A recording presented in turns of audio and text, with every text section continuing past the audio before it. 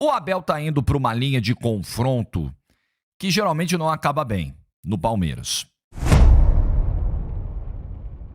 O Palmeiras tem uma enorme dificuldade de gerar jogo. Então ontem nós podemos dizer com toda a certeza, com toda a tranquilidade, que foi mais uma atuação ruim do Palmeiras em 2025. Isso vem sendo uma constante, isso vem se sucedendo. O Palmeiras tem uma grande dificuldade de construção. O meio-campo ontem perdeu vários duelos, o Botafogo ganhou o jogo no meio-campo. Individualmente você tem problemas, a fase do Veiga não é boa definitivamente. O Felipe Anderson ontem entrou no lugar do Veiga e entrou por dentro, entrou pelo meio, e talvez seja algo para o Abel pensar no curtíssimo prazo, talvez um banquinho para o Veiga, por que não? Pode acontecer com todo mundo.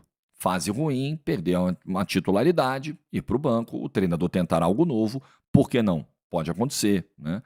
Nós vamos ter o Maurício muito provavelmente voltando em breve. Vai ser muito importante, porque eu insisto, enquanto o Palmeiras tinha o Maurício em campo, você tinha um Estevão desafogado. Você tinha o Maurício para atrair a marcação, muitas vezes sobrando espaço para o Estevão. Agora não adianta, o Estevão pega na bola, já tem o marcador em cima, já tem dois em cima, ele está encaixotado, ele não vai conseguir passar todas. E na maioria das vezes ele vai errar, porque se ele está sobrecarregado e muitas vezes isolado, diante de uma marcação numericamente superior, a chance maior é que ele erre, não que ele acerte. Então, é um quadro desfavorável para o Estevão, que tentou ontem, que rabiscou, que deixou o Barbosa no chão, que teve uma finalização de perigo no primeiro tempo, mas só tem ele. O Palmeiras hoje, para chegar ao ataque, só tem ele, né? E os riscos que o Palmeiras ontem sofreu defensivamente, com bola nas costas o tempo todo, com os jogadores do Botafogo atacando o espaço, com o Igor Jesus confundindo a marcação do Palmeiras. Muitos erros, muitos problemas para jogar. O Palmeiras hoje travado em campo. O Palmeiras hoje que faz... Sabe aquele time que tá fazendo muita força para jogar? É o Palmeiras. Transições mais lentas, né? O Palmeiras muitas vezes precisava sair no lançamento, porque você não conseguia encontrar uma saída mais rápida por baixo, uma saída em velocidade por baixo.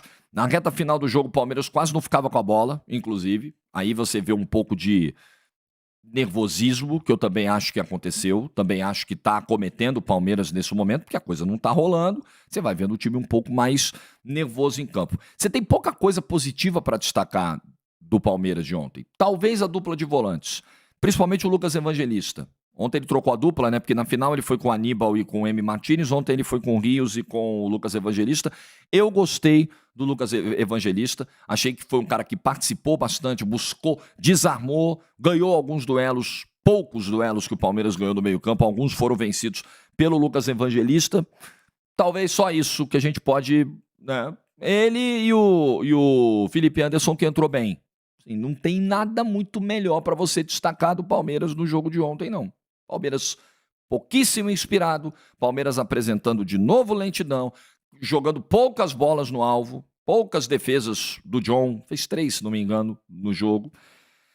Então, meu amigo, são 3 jogos seguidos sem fazer gol. Palmeiras passou 180 minutos na final do Campeonato Paulista sem marcar e passou uma estreia de Campeonato Brasileiro em casa sem marcar. E o pior, sendo dominado em boa parte do jogo pelo adversário, sendo superado na estratégia, na execução pelo adversário na maior parte dos 90 minutos.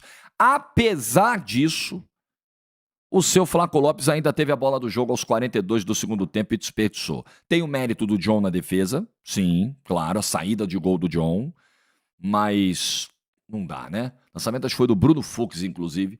Não dá pra você perder a bola do jogo, cara a cara, 42 do segundo tempo, é um problema. É difícil, né? Difícil defender um Flaco Lopes depois de errar um lance como esse. Aí fica difícil de passar um pano. Não dá. Sobre o Vitor Roque... eu gostei ontem do Mikael também. Mikael, pra ser justo, mais um que eu acho que merece elogio. Dentro do possível, eu acho que o Mikael fez uma boa partida. Além do Flaco, eu acho que a gente vai ter que falar também sobre Vitor Roque. Tem todo um cenário que a gente precisa levar em consideração aqui. Ele acabou de chegar. Ele estreou na semifinal do Paulista, então foi o quarto jogo, né? São Paulo, os 2 do Corinthians e o jogo de ontem. Se não estou errando nas contas, são 4 jogos ainda apenas do Vitor Roque como titular do ataque do Palmeiras. Então vai precisar de entrosamento, encaixe e para tornar ainda mais difícil a missão do Vitor Roque, ele está chegando no momento em que o Palmeiras está mal, em que a produção do meio para frente do Palmeiras é muito insuficiente hoje, é muito abaixo daquilo que esse time pode render, mas olhando individualmente, o que o Vitor Roque fez no jogo ontem? Teve aquela bola que ele roubou no primeiro tempo, depois ele ficou preso na marcação, e teve a cabeçada aos 28 do segundo tempo, que ele não conseguiu fazer o movimento correto da cabeçada.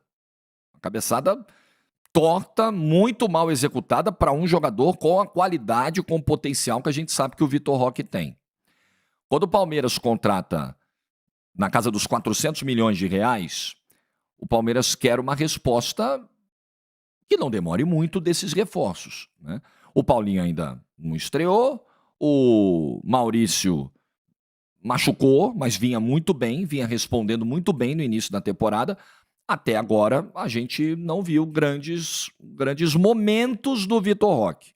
Vou repetir, o contexto do time hoje é complicado do meio para frente. O Veiga vem mal, o Estevão sobrecarregado, o meio-campo perdendo duelos, como perdeu ontem em praticamente todo o jogo para o Botafogo. Fica difícil pro centroavante, pro camisa 9. Claro que fica. Mas quando a bola chega, você precisa ser eficiente, até pela dificuldade da bola tá chegando. Palmeiras ontem teve tanta dificuldade para jogar que o Flaco não podia ter perdido a chance que perdeu, que o Vitor Roque não podia ter cabeceado do jeito que cabeceou a bola aos 28 do segundo tempo. Então tem uma questão de olhar, falar, beleza, né? Queríamos o 9, agora temos o 9. E esse 9? Não tá fazendo gol? Esse 9 vai fazer gol quando? Esse 9 vai produzir no nível que se espera quando? É uma questão também para ser observada e que eu acho que joga mais pressão em cima do Abel Ferreira. Abel, você tem o 9 agora, e aí? Aí nós vamos falar de Abel Ferreira, então. O Abel ontem na coletiva, para mim chutou o balde também, né? Assim como o presidente do Santos, e do Santos eu falo daqui a pouquinho, porque o Abel, e eu não estou entendendo. A primeira coisa, assim, eu não estou entendendo o que está acontecendo. Se é uma estratégia do Abel de confronto, tem treinador que gosta de trabalhar na lógica do confronto, na lógica do todo mundo contra nós. Eu não sei se é isso. Se é um desgaste do Abel, se o Abel está, como se diz no popular, de saco cheio, pode ser do futebol brasileiro, das cobranças, da exigência, pode ser. Mas eu acho que é um tipo de fala, essa de ontem, sobre a torcida, quando ele destaca que a torcida do Botafogo estava gritando seremos campeões e que a torcida do Palmeiras não fazia nada parecido no período em que os títulos estavam vindo em sequência. É uma declaração antipática. Você comprar uma briga como essa com a sua própria torcida. É uma declaração que não traz benefício algum. Ela tensiona ainda mais o ambiente, ela piora o ambiente, ela joga mais pressão vinda da arquibancada. Inclusive, a principal organizada do Palmeiras ontem, antes do jogo, soltou uma carta aberta muito dura contra o técnico do Palmeiras. E aí o que o Abel faz? Ele dobra a aposta numa lógica de confronto com a própria torcida. Eu não acho que seja inteligente comprar brigas com a sua própria torcida, a não ser que você esteja com muita razão. Mas nesse caso, o torcedor do Palmeiras tem razão em vaiar o time como vaiou ontem. O torcedor do Palmeiras tem razão em cobrar o melhor desempenho do time. O torcedor do Palmeiras está enxergando, porque ele vê futebol e ele vê o time dele jogar quarta e domingo, que o trabalho do Abel Ferreira vive o pior momento desde o seu início. É o pior momento do trabalho do Abel. Em termos de resultado, porque se você pegar o que foi ano passado, o Palmeiras em agosto já estava eliminado das 2 Copas e não foi campeão brasileiro. Ficou só com o título paulista. E nesse ano nem o título paulista até agora ele conseguiu. Ele perdeu para o seu maior rival a possibilidade de um tetracampeonato.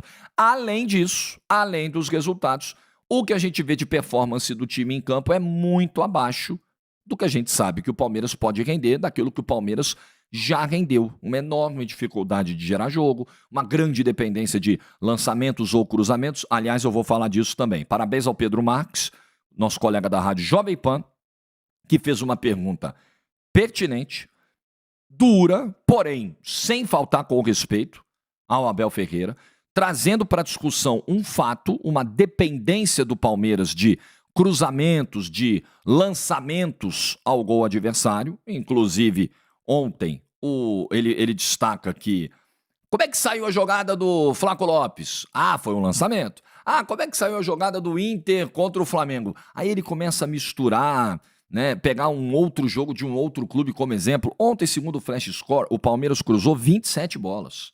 27. Jogo todo. E só 30% de efetividade nesses cruzamentos. Então é um Palmeiras que está apostando muito em bola longa. É um Palmeiras com dificuldade para trabalhar com a bola no chão. É um Palmeiras que cruza muita bola na área. É um fato. E o Abel, extremamente incomodado com esse fato, respondeu da maneira que respondeu ontem ao Pedro Marques da Rádio Jovem Pan.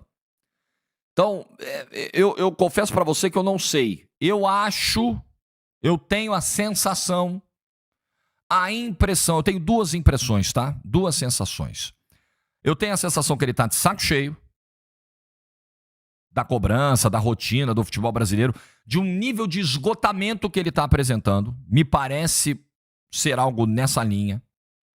E aí é o seguinte, se você tá de saco cheio, chama o presidente numa sala e diz: presidente, estou de saco cheio. Vamos achar uma solução? Se for isso, não sei se é. Só que transparece isso. Abel, se não é esse o ponto, você está deixando as pessoas acharem que é. Eu estou achando. Também pode ser uma questão interna de relacionamento com o elenco.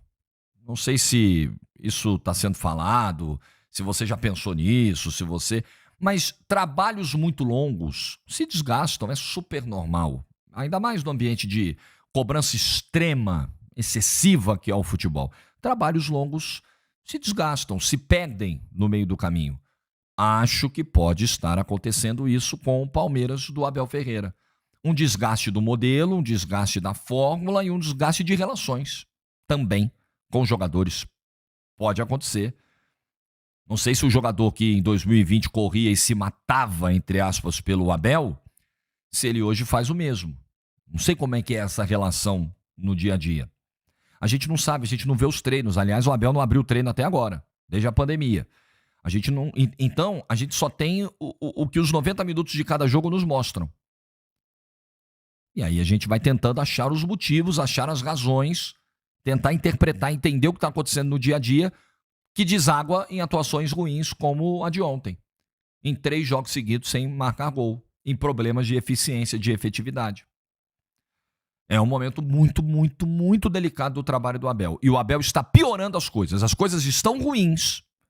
E o Abel, quando vai para a coletiva do jeito que foi ontem, ele piora tudo. Eu não sei que estratégia é essa, se é que é uma estratégia, que estratégia inteligente é essa de um profissional piorar o próprio trabalho. Piorar as próprias condições. Cara, eu não consigo, sabe? É uma pena. O treinador mais vitorioso da história do Palmeiras, um trabalho histórico, um trabalho lendário, correu o risco de terminar de uma maneira melancólica. Saber sair é muito importante. Acho que tá na cara de que o Abel não vai ficar pro ano que vem, né? Ele vai cumprir esse ano, se chegar até o fim do ano, né? E vai tocar a sua vida. É o que me parece. Eu ficarei muito surpreso se o Abel renovar. Apesar da presidente do Palmeiras sempre dizer que tem o interesse e o desejo de continuar com o Abel, de renovar com o Abel para mais um ciclo. Mas caso seja isso mesmo, o último ano, sejam os últimos meses, o Abel já esteja pensando numa saída, saber sair é tão importante ou mais do que saber chegar.